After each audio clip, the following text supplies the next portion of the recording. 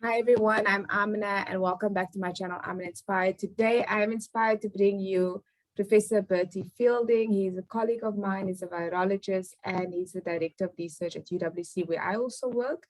Most of you know me as Amina Inspired, but I want you to know I've got a real name. It's Amina Pick. I also go by the name Dr. Pick, and I have a PhD in linguistics. So while I am interested in the way we talk about this virus, it's something that I'm very interested in. I think what we all want to know is the facts about the virus. And this is why I've got my dear colleague, Prof Fielding here to talk to us. And he actually has not seen the questions that you guys have given me. So it's going to be a surprise. So I'm going to pull up the questions. And I just want to say thank you so much, Bertie, for joining us. I think it's really going to help. So thank you. And for a lot of people that never met a professor before, so it's going to be new. Thank you, Amina. Just from my side as well, thank you for inviting me. For me, this is all about sharing the information and sharing the information from a science perspective. Both the positives and the negatives, and that's the idea today. We share the good and the bad so that people can make up their own minds. Can I ask you, is it okay to use the words "I don't know" these days? Is it okay for you not to know as an academic? Is it okay if we don't know? Because I think everyone wants absolute. So yeah. So I had a public presentation, and it was mostly people above 60. And afterwards, one Umi got up and he said, "I'm proud of you not only for being a professor, but also I have more respect for you because you say you don't know." And I think for scientists, we've lost our credibility because we're too ashamed to say we don't know. With this virus, there's a lot that we don't know. Yeah. There's a lot where I will say, based on current data, this is what we know. And we learn so fast about this virus that 2 weeks from now, the answer might be totally different. Yes. And that's why I had to be clear that what I'm sharing is based on current data. Yes. For this virus and for this disease. So there is no shame in saying we don't know. And I will definitely do so if I don't. Oh, thank you so much. So for the record, it is the 23rd of August, 2021. Okay, so the first question, how can we prove that there is a virus? Very interesting question. I've had this question, I think, since 25th of January last year when I first appeared on television. This is not the first human coronavirus that we know of, number one. This is the 7th one that causes disease in humans.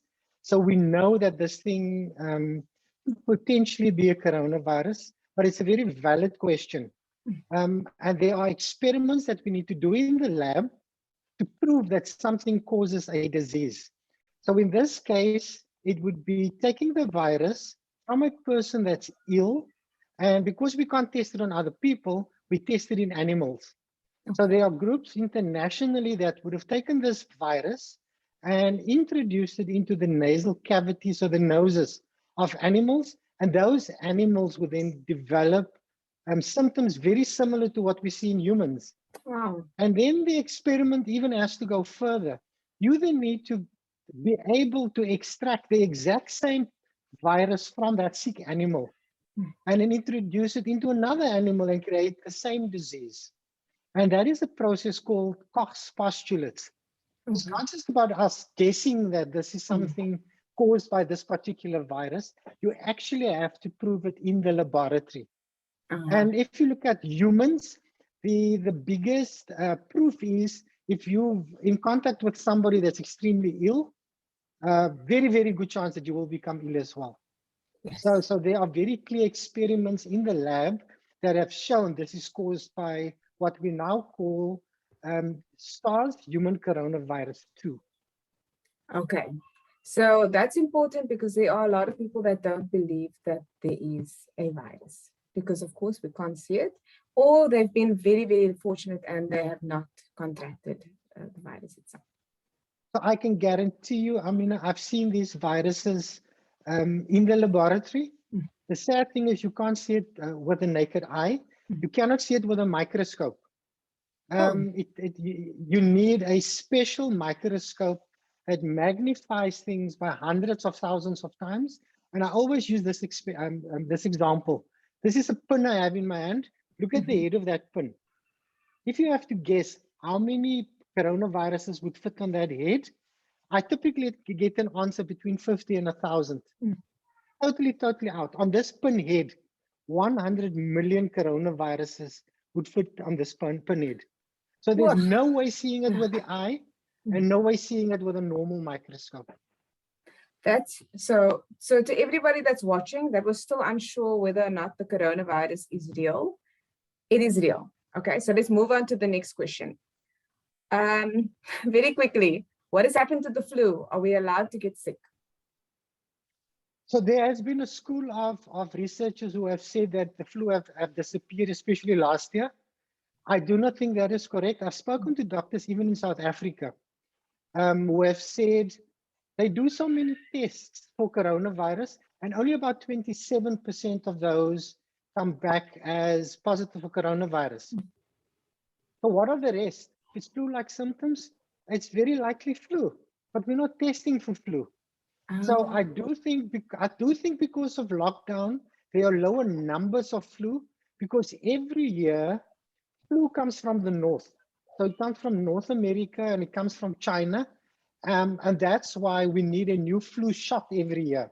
So every year we would find a different type of flu here. Yes.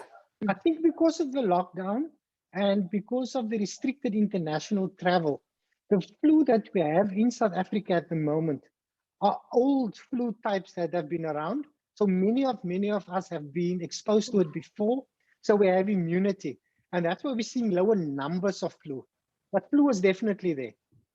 Okay, I did not expect that answer. I thought you were going to laugh and just, write it off like, it's silly. But thank you for explaining that because I did not know. So we are allowed to get the flu and it's actually our own flu. Guys, it's great news. You know what's the sad part? So last year, I thought I had COVID. I went for a test and it came back negative and I thought it was a false negative. So the test came back as a mistake. I've been back 3 weeks now from hospital. I developed severe COVID pneumonia and I ended up in hospital for 2 weeks. So the thing I had last year, flu-like symptoms, was not COVID. It was not a false negative. It was the flu. Yeah. So yes, flu is definitely still around. So yes, that's a very good question. That's wonderful to hear because I think we also need to kind of relieve the pressure that people are walking around with. Because a lot of people are walking around thinking, I've got the flu. No, it's not the flu. It's COVID. I'm going to succumb to it. Okay, so just before you ask the next question, I think that's a very important point that you're raising. So sorry for being rude. No, go ahead. Interrupt as often as possible. You know the interesting thing about the Delta variant, and we all know about these variants now. The important thing about this Delta variant, it feels like sinusitis and it feels like a head cold for the majority of people, especially young people. So it doesn't feel necessarily like the flu anymore. So I've now had people telling me, I'm not going for a test because it's only sinusitis and it's only a head cold. It feels heavy and there's pain.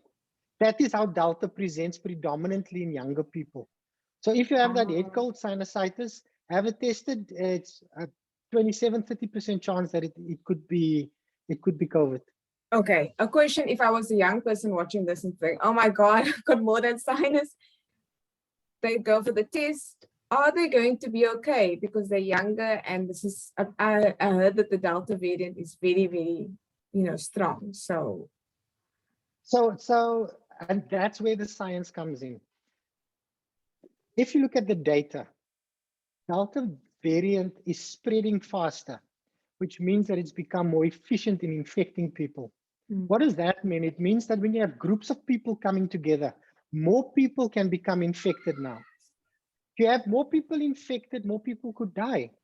So this thing has not become deadlier. If you look at the data, it's become more efficient in spreading. So the example that I like giving is with alpha, beta, and gamma.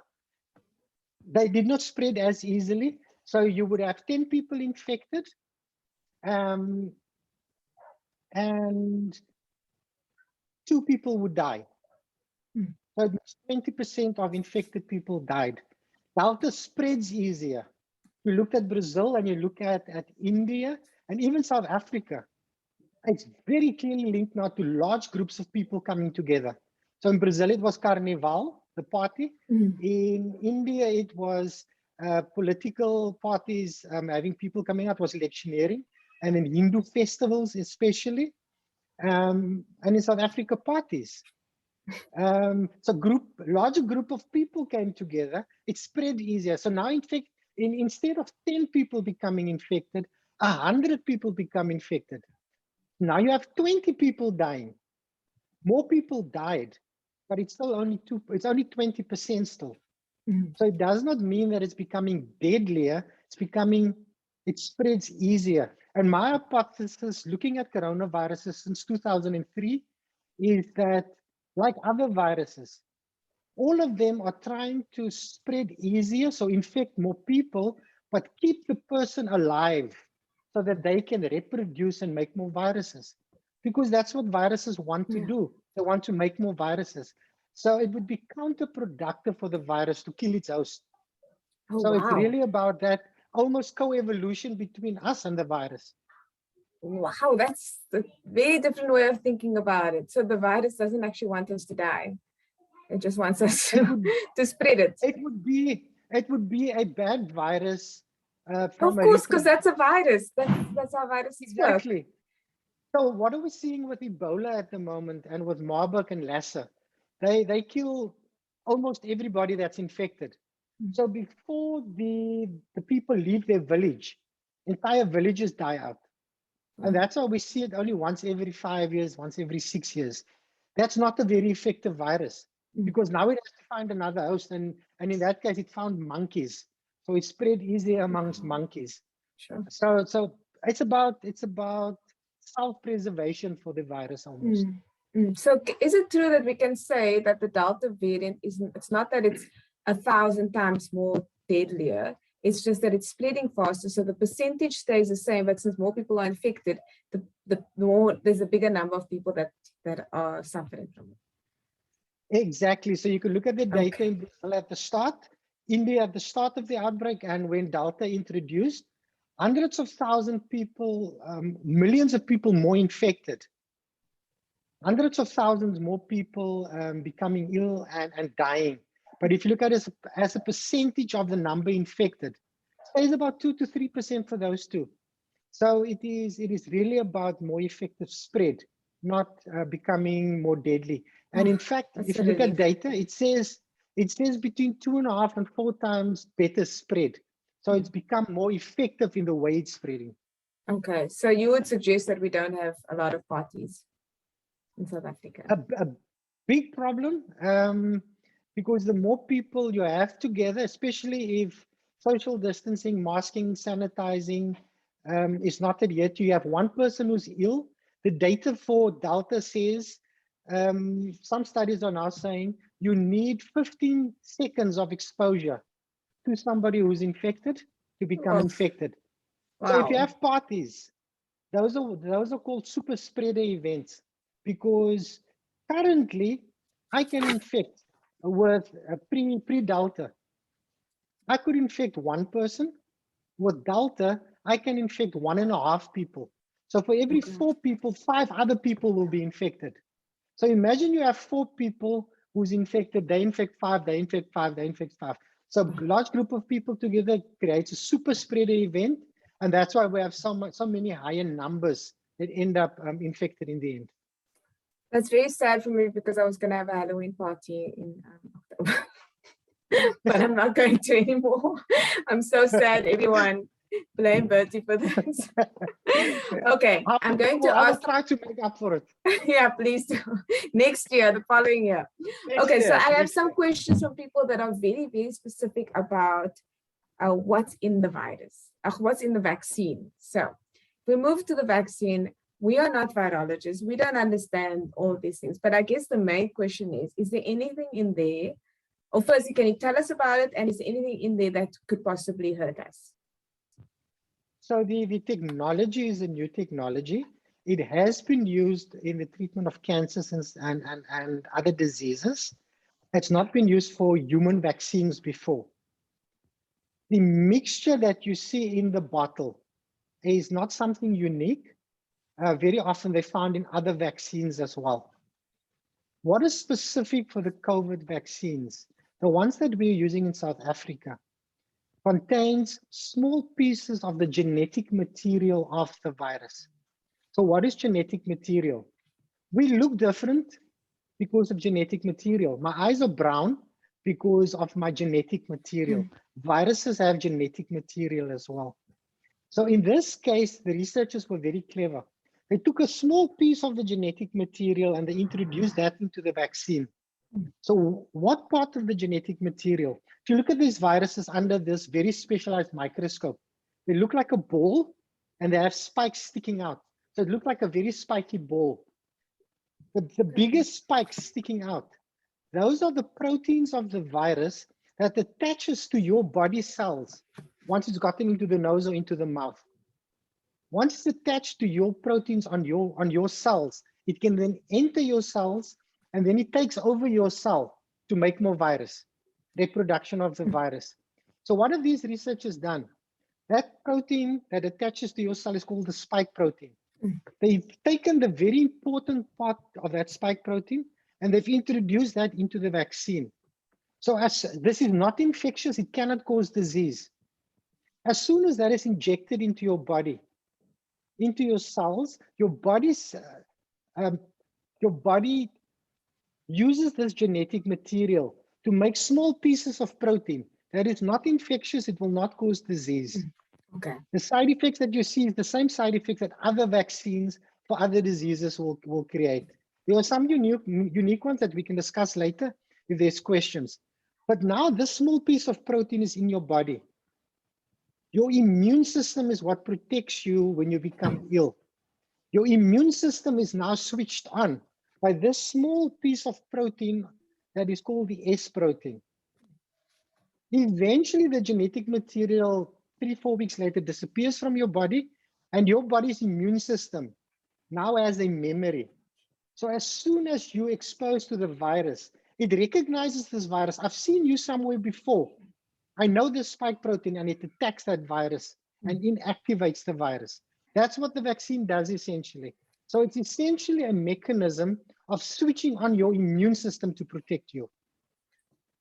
That is the most easy to understand explanation of what the vaccine does. So thank you.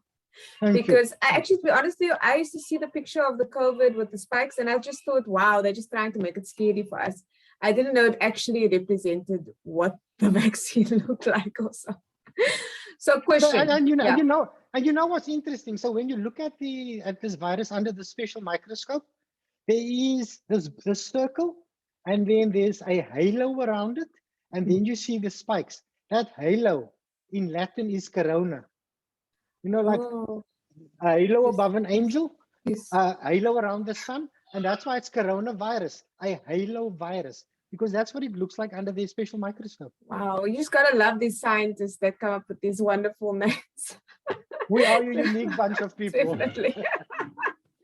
Okay, so I have a lot of people asking, should they get the vaccine? Shouldn't they get it?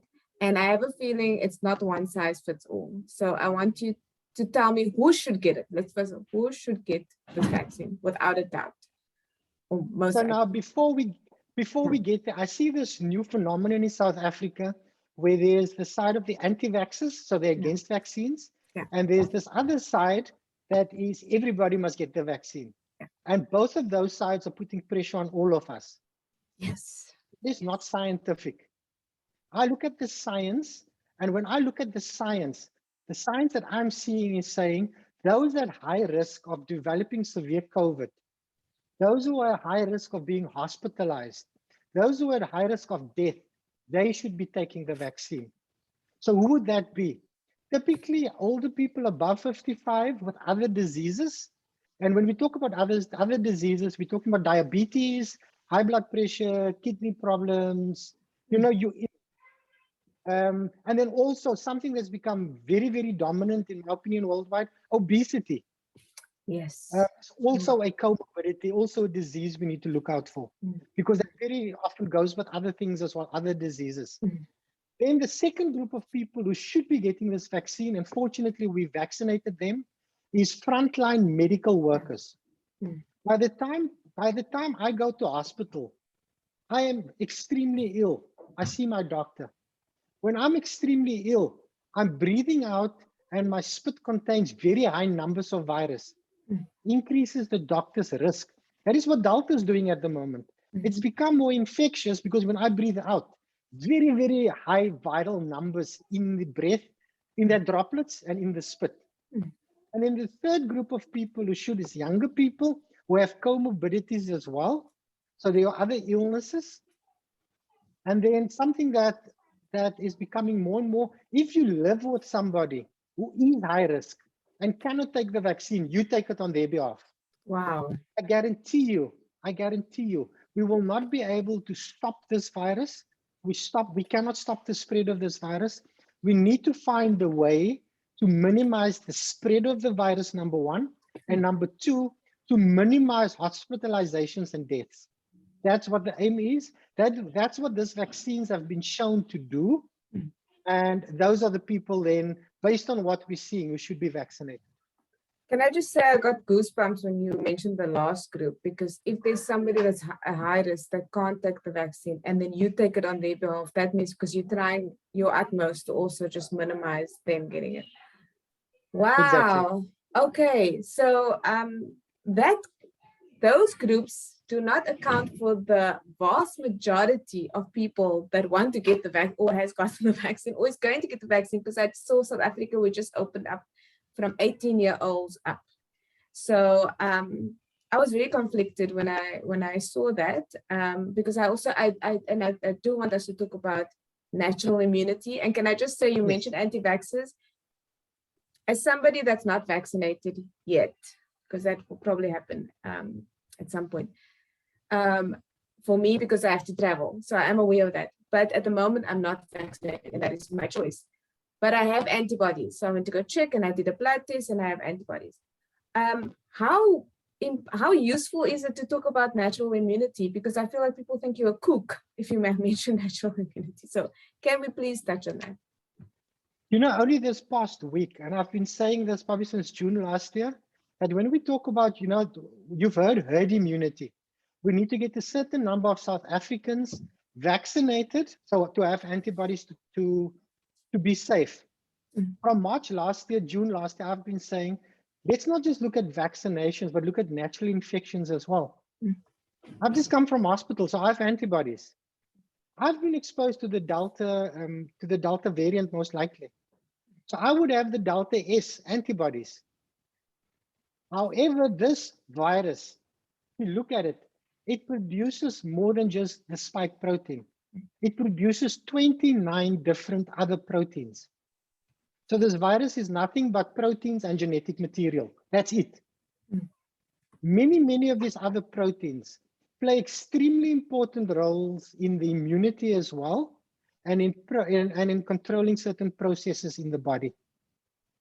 So if you look at the data, the last data I saw that somebody published said, if you have natural infection, they've looked 9-10 months later, those people still had antibodies. Very often they would say, but the antibodies are not as protective as the vaccines when you look at different variants. Those are laboratory tests. We cannot just look at the spike protein antibodies. What about the other proteins as well? So only this past week, 2 or 3 papers have come out that said, after your second, for Pfizer, after your second shot, or for Johnson & Johnson, after that first shot, 3 to 4 weeks, the immune system is equally or even in some cases better than the immunity from somebody who was naturally infected. We have more data for the immunity from naturally infected people. The problem is, it's all about timing now. We've always known, if we look at the 4 other human coronaviruses that have been circulating and that we know about since 1965, they've been studied, and they cause the common cold. They respond differently in people. So certain people lose immunity and can be infected up to 4 times a year by the same common cold coronavirus. Other people 2 to 3 years. So I've always speculated we need to look at if I've been infected a year or longer, then maybe I should look at my immunity is gone. So if I am at risk, then maybe I should go for the vaccine. So those are the type of questions based on the timing that we need to be asking. However, somebody like me that's just been infected, well, there is no sense in taking the vaccine based on the scientific data. I'm probably holistically better protected because of the other antibodies that's also in the system. In fact, if you look at the natural infection, the antibodies in the body, the majority of antibodies is not against S. It's against a protein that is called the nucleocapsid protein. And that's a protein that interacts with the genetic material of the virus. That plays a role as well. And when we have this discussion, we kind of leave that out of the discussion, which I think is a mistake. So that was However, trying to understand. Guys, if you don't understand, we can always just drop it in the comment section because he did go a bit sciencey on us now, but I know. Yeah. However, but basically, are you saying that is it okay? Can we say that natural immunity, if you have it, you don't necessarily have to get the vaccine in maybe 6 to 9 months afterwards? Can we say that? And it differs from person to person, but typically, yes. The data shows that up to 10 months, and we're still waiting on new data. So can I add to that data? Because sure. I'm 13 months, since my infection was 13 months ago. And I still have antibodies, but I don't know which of the 29 antibodies I have or how it works or whatever. So they would have tested for S. So you still have S antibodies. And that's exactly the point. And for long-term immunity, white blood cells also play a role. It's not just the antibodies. So essentially, it is when were you infected to make that call. If it has been recently up to, and I'm speculating 9 to 10 months based on current data, you do not necessarily need the vaccine. There is some data that shows if somebody was infected and they receive one shot, it's almost the first shot for Pfizer, the immune system is so much stronger. So it's almost as though there is a booster. So somebody who has received the first Pfizer shot became infected, by all means, go take that second shot. It can only strengthen the immune system. It looks based on the current scientific data. Can I just say that's going to give a lot of peace to those people that are generally fit and took the vaccine and maybe even had COVID or didn't have COVID, but now they know that they haven't harmed themselves by taking the vaccine. Can we say Definitely. that? And if they've taken the first shot, they should definitely take the second shot of Pfizer. So that's the discussion I'm having with my parents at the moment. They were vaccinated, both very high risk. They were protected. Both of them had mild symptoms. So the second shot is coming up now, and I'm saying go for that second shot. And it does differ from person to person, but the science is showing that there appears to be a benefit, and the risk is extremely, extremely small. Okay, I do have a question from, I have to say, some people are really concerned about what's in the vaccine. So I just want to ask one more question before we move on to the vaccine and lifestyle kind of questions. Does it in any way introduce reverse transcript and cause DNA changes? No, it does not. So the concern was from many early questions that I received last year as well. There was a concern based on conspiracy theories that these vaccines would somehow introduce the genetic material of the virus into our own DNA. There is no capability in the vaccine or in you for that to happen. Okay. Even the coronavirus doesn't do that. So the person is talking about an enzyme.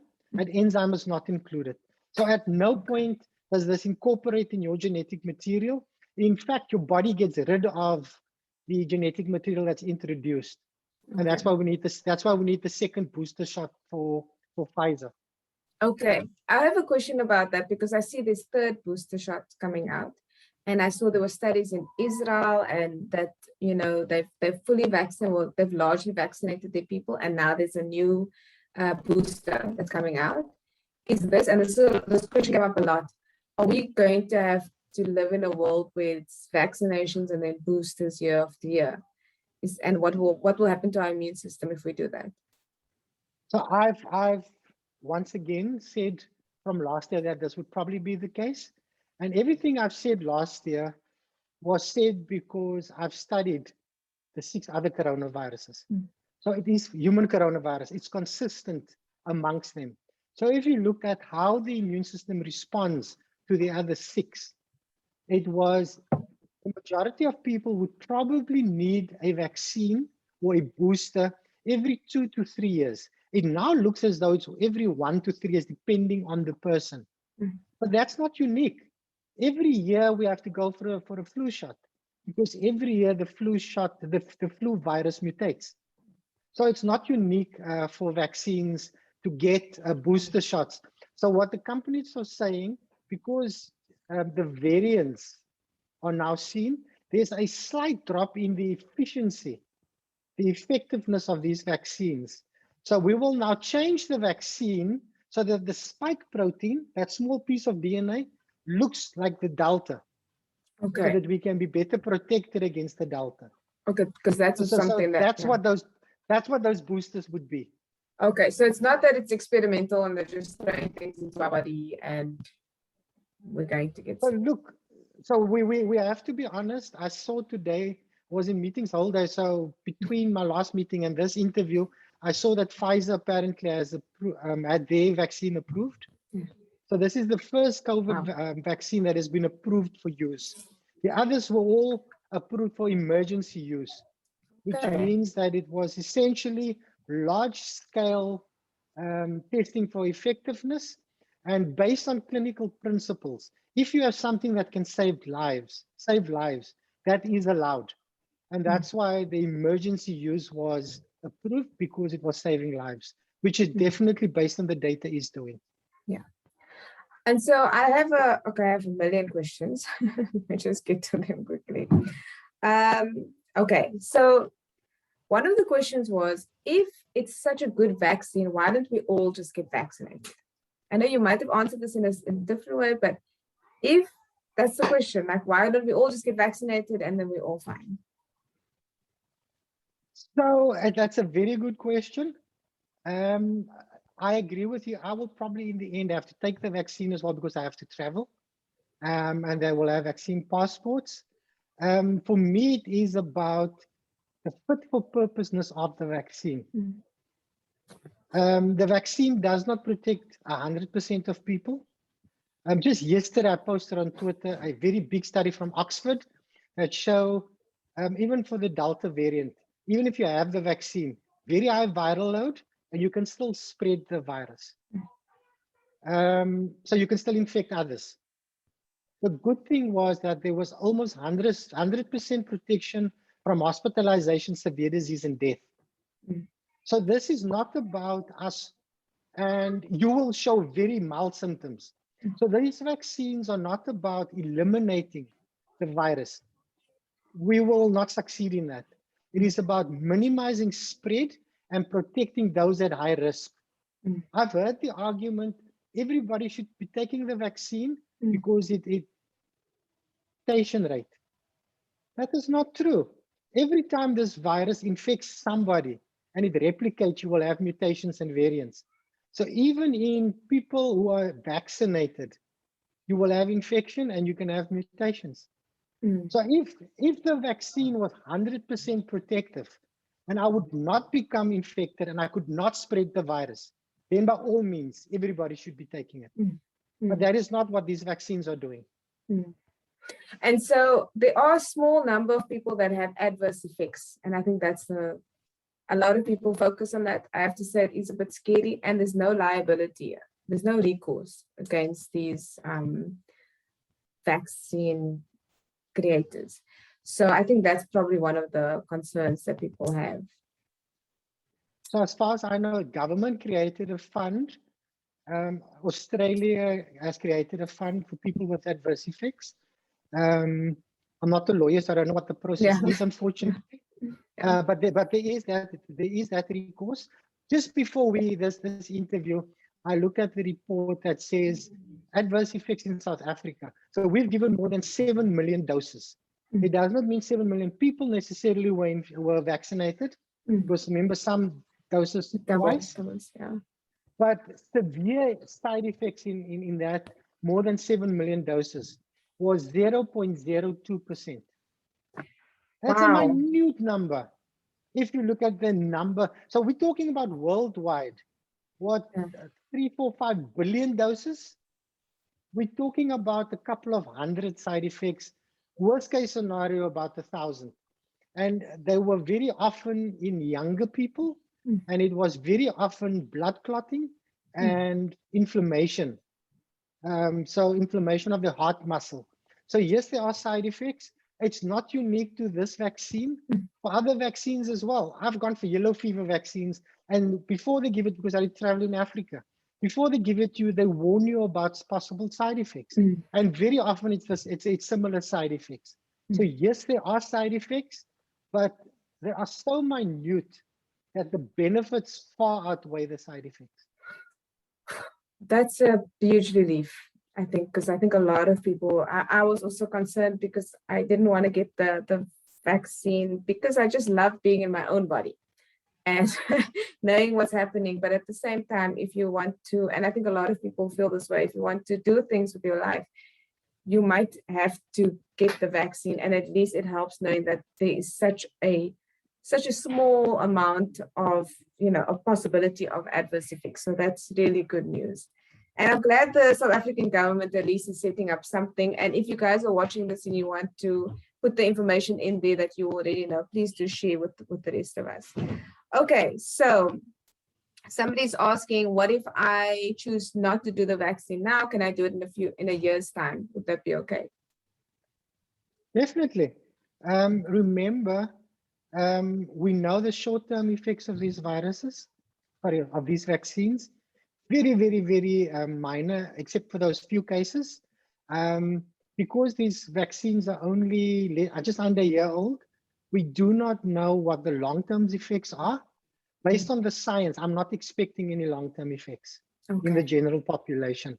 So if you are not at high risk, nobody in your family is at high risk, you're not placing anybody at risk, and you want to wait because you've been infected naturally, or you want to wait a bit, absolutely. Nobody can force you to take these.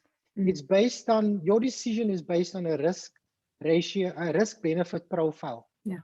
What is the risk to me, my family, and those around me, my community? And what are the risks with the vaccine?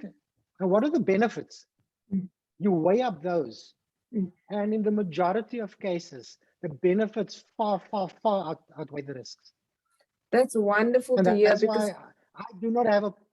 Go ahead. I just want to say, because now people can actually think about it and not as a black or white issue. We can actually consider the fact that we have your own unique bodies, our families, and things like that. And this is why, and this can inform our decision instead of just being, beaten down into making a decision. I mean, I know of people that have to hide the fact that they're getting vaccinated, from their loved ones. And vice versa, other people are being called the worst names on earth because they are, ignorant because they're not taking the vaccine. So it's not easy. And you know what complicates it even more is how unique each one of us are, the body and the immune system. So since day one from from the vaccine release, I've said I'm not high risk, so I'm not going to take it because I'm not at the risk of severe disease. Lo and behold, I ended up in hospital for 2 weeks with severe COVID pneumonia. When I looked at my clinical record, I discovered that for 4 years, I had an underlying inflammation that I did not know of. And I believe, based on the science, that placed me at risk, but I was not aware of it. And that's why when people ask me, should they be vaccinated? I'm very careful to say, I'm not a medical doctor. I can give you the pros and the cons, but you decide in the end. Yeah. So would I have changed my decision and taken the vaccine in retrospect? The answer is still no. I am probably an outlier. I still base my decision on the science that I know, Yeah. and that's a scientist. I cannot base it on one case. Mm. The risk of me dying was still very small, but Mm. obviously because I did not have other comorbidities. But obviously I had severe because of the inflammation. Mm. So very often what we read in the newspapers is based on the experience of one person. Mm. It's not science. That's somebody's lived experience. Mm. Yes. Let's be careful not to make decisions based on somebody else's lived experience. Yeah. Thank you so much. I really think that for a lot of people watching, that probably their jaws dropped, because I know you told me that earlier, and then so I knew about that, but that you hadn't been vaccinated. But I think other people would be like, "Oh my God!" That everyone expects a professor, a virologist, to be vaccinated and to tell them exactly, guys, take the vaccine, you'll be okay. But I think this is why I wanted to talk to you, because it's refreshing to know that we actually have a choice here, and we should be informed, and we should also, for the love of everything beautiful in this world, let's start respecting the fact that other people do not have the same views as us. I mean, my husband had COVID last year with me. We recovered together, and he's got the jab, and he's not turned into a zombie. And I'm not making this as a joke, because I really was worried. Yeah. He hasn't turned Yeah. into a zombie. He doesn't have fridge magnets that he can go on his shoulder, and I just want people to know that those are not true. I've actually checked. So I think what we do need to do, though, is respect the fact that we're living in other bodies, like we all have our own bodies, and what works for me might not work for Bertie, and so forth. So it's super important that we start doing that. And in South Africa, you guys know we got our own issues. But I'm super happy that on every email I've ever seen from UWC, when I talk about vaccines, they say, remember, this is voluntary. Vaccinations is voluntary. So no one's mandating it like they are in other countries. Thankfully, we have a choice. Let's make an informed choice. That's what I'm saying. Okay, we have a question about, yeah. And it's very important. It's very important to remember that COVID is not a death sentence. There's no shame if you have COVID. 85% of people who test positive have mild symptoms. The number that are never tested and never showed symptoms is probably going to be as high as 30-40%. So the vast majority of people have either mild symptoms or no symptoms. All of us, for some reason, know somebody who have died, in my family as well. But the percentage of people ending up in ICU and the percentage of those people dying, something like 2%. And yes, it's somebody's family member. So even 2% is too high. And that's why I've always been very clear. We have the medication and we know how to treat. So that 2% shouldn't even be 2%. But that's something we need to keep in mind. People tend to, when they test positive, they think they're going to die. The chance of you dying is so small. Pick it up early enough. Don't wait till you can't breathe before you go to hospital. Have it tested. There are some very good medication out there that can be used to treat it. Very effective. That's wonderful. Thank you for reminding us that it's not necessarily a death sentence for the vast majority of us. I actually forgot that some people are asymptomatic and they might not even have known that they had the virus. So I had a question about women that are pregnant and women that are breastfeeding. Should they get the vaccine? What do you think? Or is that also something that's So there's a debate about this worldwide. I know there are clinical studies. In South Africa, we vaccinated both. And then about 3-4 months ago, government made an announcement that rather don't. And if you look at the websites of these pharmaceutical companies, they're saying that we do not know what the long-term side effects are yet. So the spokesperson for government said, if you have received it, you were pregnant and breastfeeding, do not panic, but we will rather stop that process. So I've always advised, until we see the data, and we for long-term side effects, if you're pregnant and you breastfeeding, preferably not. And if you had one shot already, should you just go and get the other shot? And that's what makes it so difficult. the chances of there being side effects are small, but as a scientist, we do not have the data. So that's a discussion you would have to have with your primary healthcare provider, so with your doctor or your sister before you go for that shot. And the vast majority of them would probably say, go ahead, you've had the first one. The biggest problems that has been reported globally for ladies who develop COVID while they're pregnant are preeclampsia, which is high blood pressure, which is obviously a risk, and preterm delivery. Those are the two risks. But even that is a very small percentage. So it's a discussion you really need to have with your gynae, preferably, if you have one. If not, with your primary healthcare provider. Okay, that's awesome. And I think, yeah, so guys, once again, that's a very unique sort of situation that you have going on, and you have to make the decision at the end of the day. And of course, you are carrying, your baby, and so you might be very hormonal. So please do talk to somebody about that. I'm so thankful that I'm not pregnant as I'm sitting here. Sorry, I'm not very, that sounds strange. But when you're pregnant, you're also very hormonal and very emotional. So I'm so thankful that I'm not pregnant. That's just a side note, everybody. Okay. Let's see. Okay, so do antibodies resulting from one variant provide adequate protection against new variants? So at the moment, the data shows that it's not 100% effective. It depends on the vaccine, and it depends on the person.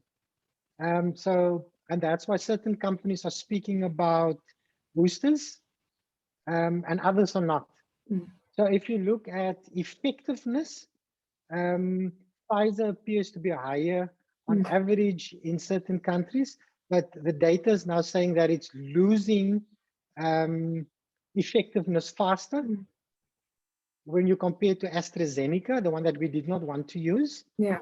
But even after that drop over 3-4 months, the effectiveness still seems to be higher than the high of AstraZeneca. Wow. And yet AstraZeneca is very, very effective in certain population groups in minimizing deaths and hospitalizations as well. So we must be very careful how we interpret data. So it depends on the person and the immune response, but also on the vaccine and the variant. This is not going to be the last variant. I saw a very interesting study last week where this guy's comment was, if you look globally, we probably have up to 4,000 variants at this moment. And we only hear about these 4 because they are important for our vaccines and how effective the vaccines are. We need to start looking at some of the other variants. Yeah. That's in other parts, the other mutations. We need to start looking at those. Okay, so I have just 2 more questions because we're almost out of time. It's from a teacher in her mid-30s. She says she has high blood pressure, and she's a diabetic. Okay, she asked how safe the Pfizer vaccines, but we have covered that. We said it's quite safe, and it's got a very small percentage of people that suffer adverse effects. So she wants to know, and I guess judging from what you said, this would probably be one of those people that should get the vaccine. Am I right? So this would be an ideal candidate. The majority of people who die are that very small percentage, if you look globally as well. Like I said, each death is really sad, but it is small numbers, really. Small numbers. Yeah. I've lost family as well. This is one of those where if you look at the data, the scientific data, those people who die typically have more than one comorbidity. So they have more than one other disease. So this would be an ideal candidate to, yes, go for the vaccine. But once again, look at, you need to speak to your primary healthcare provider to look at what type of medication you're on. Is there a clash between the vaccine and the medication that you're using? Have that type of discussion with your doctor that you trust. That's very important. Okay, that I think that's so nice. Now I can actually start to see, I can differentiate like, okay, you guys probably should get the vaccine. I'll recommend it. It's like, but then at the same time, it's really nice to know that not all of us need to get it. It's not like we're painting everybody with the same brush. Otherwise, the queues would be very, very long. Here is a question about the Delta variant and kids. Should we be worried about the kids succumbing to this? So we are now saying, I've seen reports are now saying that more kids are becoming infected. They are more severe and they're spreading it easier. I do not see that data. A colleague from Okay. UCT was interviewed on the radio last week, said exactly the same thing, where she said as this thing is spreading easier. So we're seeing more kids. Mm. Even those kids who are becoming severely ill, they typically have more than one comorbidity, so more than one other disease. Yeah. Kids are typically, even for Delta, they can have very high viral loads, but even for Delta, they have no symptoms. Wow. And yet, so they can spread the virus, and yet we do not know how effectively they spread the virus because they have no symptoms. If I'm ill and I never cough and I never sneeze, the chances of me spreading the virus is very small. I need to get droplets out of the mouth, out of the nose to transfer to you or to a surface. So if you don't cough and sneeze, you don't touch your mouth, you don't touch the surface, you can't transfer the virus. So yes, kids can become, we're seeing a higher number of kids being infected, but it's not deadlier in kids. It is just because the thing is spreading easier. And very interestingly, Yeah. globally, there's very clear data that kids, the majority of kids who are infected are not infected in schools. They're infected in their communities. We know our children are. Teacher says something, teacher is God, so I'm going to listen to teacher. I'm going to wear my mask. You drive past our communities, kids are all playing outside in huge groups, no mask, no social distancing. So, and that's why I've never been an advocate of closing schools, because the kids are being infected outside based on data. And so when the kids are playing outside without their masks and they might get sick, they might get over it, they might recover, would they then be contributing positively to herd immunity? Yes. So in my opinion, yes, because I'm saying naturally infected people should be counted in this herd immunity as well. And more scientists are agreeing to that. We cannot just look at vaccinations, also look at natural infection. But there's a growing consensus now that nowhere globally will we reach herd immunity because of the antibodies waning, so dropping and then the variants, and we'll probably need boosters, etc. So I think that pipe dream we've let gone now, and we're going to find a new way of living, just as though we've learned living with flu. I think it's going to be the same with us. This thing is not going to disappear. Does that mean we're going to be wearing masks for a long time? Do we wear masks all the time for flu? No. The Western Cape government had a call for flu vaccines about a month and a half ago, 2 months ago. And the call on the radio was, can those at high risk for severe flu go for their shot, please? That's what we should be doing here. Protect those at highest risk. I've always said, I'm not concerned about the number of people who are infected with COVID. I'm concerned about the number of deaths and the people ending up in hospital. That is my concern. Because the vast majority of people brush it off and they exercising within 2-3 months again. Okay, so this is my final question because I've got a lot of young students and I know that this is on their mind. If you are healthy and you don't even know if you had or didn't have COVID, everyone around you is talking about the vaccine and whatever, but you're still unsure. And you're about in your 18 to like 30, whatever, 38. Is it okay? Is it even ethical of us to say, okay, get COVID, get over it. You'll probably recover, that you have the antibodies and live your life. Is that possible? Can we say that to young people? Or should we just, because now they're asking me, should they take the vaccine? So the vast majority of them would have mild symptoms. Not everybody is that fortunate. So to say, just wait to get COVID, it's not a fun thing, trust me. I had about 4 weeks of not fun. Look at your risk profile. Look at the risk profile of those around you. You asked me, the debate is now whether students should go back to universities.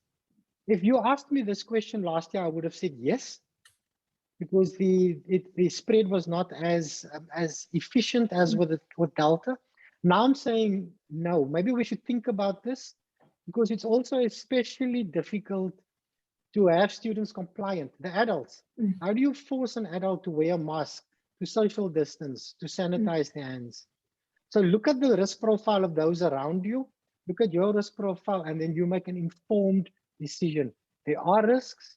The risks are for severe side effects extremely small, 0.02% in South Africa based on current data. The majority, there is a percentage of people that have side effects, arm hurts, don't feel good for up to about 2 to 3 days. That is not unique to the COVID vaccine. You get it with other vaccines as well. In fact, I think I had it with a yellow fever vaccine. So vaccines, we've had around for a very long time. COVID vaccines are playing a very important role in minimizing spread and protecting those at highest risk. And that's what it should be used for, in my opinion. Okay, that was a very good answer. So I think what you guys, the takeaway is, look at yourself, look at your surroundings, and then make an informed decision. And by the way, eat your veggies. Can we say that people must actually think bolster their immunity, their natural immunity, their immune system, and eat your veggies, eat your fruit, go sit in the sun, get some exercise, because I think anxiety, can really being quite anxious can also play havoc with your immune system and with your quality of life, the sitting in the sun, you said it very blasé, but there's very clear evidence globally. Countries with population with the highest levels of vitamin D has the lowest COVID numbers. Vitamin D is produced in the body when you sit in the sun. And then the converse, the countries with the highest death rates and highest number of COVIDs are the countries with the most obese people. So that shows us two very important things. So use vitamin D, 2,000, 1,000 units per day. Use your zinc. We very often neglect our traditional African herbs and products that boost the immune system. It will not protect you, but it boosts your immune system and gives you a fighting chance. Yes. And just to say about the thing about the sun, when I had COVID, my husband and I were naturally drawn to the sun. And we were just sitting there thinking there must be something good about this because we feel like it's helping somehow, only to find out afterwards that it actually does have a positive effect on you. So to everybody watching, you sent me so many questions. It was size 11 font, 3 pages. I didn't get to all of them. If Bertie is willing to come back, I would love to do it live. And I think that would be so amazing to capture the voice of South Africa and how we can actually support one another and stop denigrating one another for having different views. So thank you so much, Professor Bertie Fielding. Thank you so much. It's 6 o'clock now. I'm going to wrap this up and just say, let us all hopefully have happy, healthy lives going forward. So thank you so much. And maybe just from my side, thank you as well for hosting me. And thank you for all the questions. And I'll be more than happy to do another session. And it would be very interesting to have it live so that we can engage. Because very often people have follow-up questions. So by all means, I look forward to it. Thanks, Amina. Thank you. Okay, thanks everybody. I will chat to you soon. Much love always. Bye. Bye-bye.